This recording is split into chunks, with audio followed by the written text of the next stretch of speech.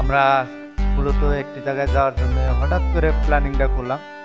প্ল্যানিংটা করার মাঝখানে তো সবাই মিলে রেডি হলাম, ঠিক আছে যাওয়ার জন্য। তো আমরা আসলে মূলত যাওয়ার উদ্দেশ্য হচ্ছে ফুলবাড়িয়া। ফুলবাড়ি আসলে জায়গাটা অনেক সুন্দর জায়গা, গাজীপুরের একটা জায়গা।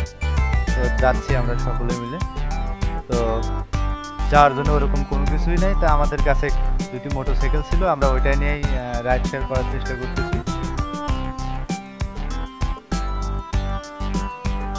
তো পিছনে আমাদের যে বাইকারটা দেখতে পাচ্ছেন, ওনার কিন্তু একটি সবাই চিল মোডে আছে, কিন্তু তারপর পিছনের যে বাইকারটা দেখতেছেন ওনার কিন্তু আলাদা একটা পরিচয় আছে। উনি মূলত কন্টেন্ট ক্রিয়েটার, আমিও সামনে রাইড করতেছি, আমার পিছনে আরো দুজন আছে, আর তার পিছনে আরো দুজন আছে। ওনার একটা পরিচয় আছে, উনি কিছু ওনার একটা কন্টেন্ট আছে। কন্টেন্ট বলতে উনি ওনার ডায়লগটা হচ্ছে আমার কিছু মনে থাকে না, বন্ধু মিডিয়া এক্সপ্রেস। এটা তো সার্চ দিলে ইউটিউবে পেয়ে যাবেন। তো সবাই চিল মোডে আছে মোটামুটি যাওয়ার পথে। তো যাচ্ছি, যাইতে যেতে দেখতেছি যে অনেক ভালো লাগতেছে, সুন্দর মুহূর্ত দেখতে পাচ্ছেন। দুই সাইডে কত গাছ গাছালি রয়েছে, তো সুন্দর মনোরম একটা পরিবেশ। মাঝে মধ্যে বিটে এমন বাড়ি দেয় মনে হচ্ছে যে আমরা উপর দিয়ে উঠে যাবো। তো খুব সাবধানে রাইড শেয়ার করতে গেলে, যেহেতু সিঙ্গেল রাস্তা, তো দেখতেই পাচ্ছেন রাস্তাঘাটও অনেক সুন্দর। তো এখন পর্যন্ত আমরা ফুলবাড়ি আর পাই নাই, হয়তো কাছাকাছি আছে। পরে আমরা একটি চা বিরতি দিব।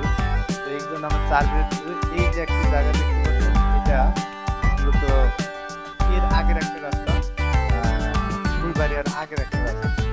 তো এখানে আমাদের ওই বাইকার ভাইটা আমাদের পাস করতে অনেক আগে চলে যাচ্ছে, আমরাও তাদেরকে তো এমন ভাবে রাইড শেয়ার করতেছে মনে হচ্ছে যে আমরা তাদেরকে ধাওয়া করতেছি, আসলে কিন্তু তা না।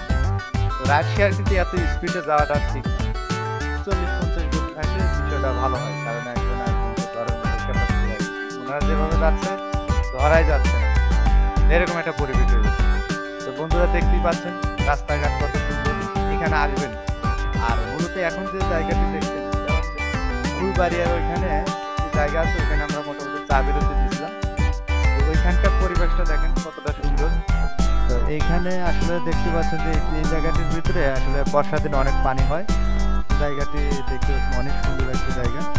তো ওইখানেই আমরা চা বিরতি দিয়েছিলাম, আর ওইখানে অনেক সময়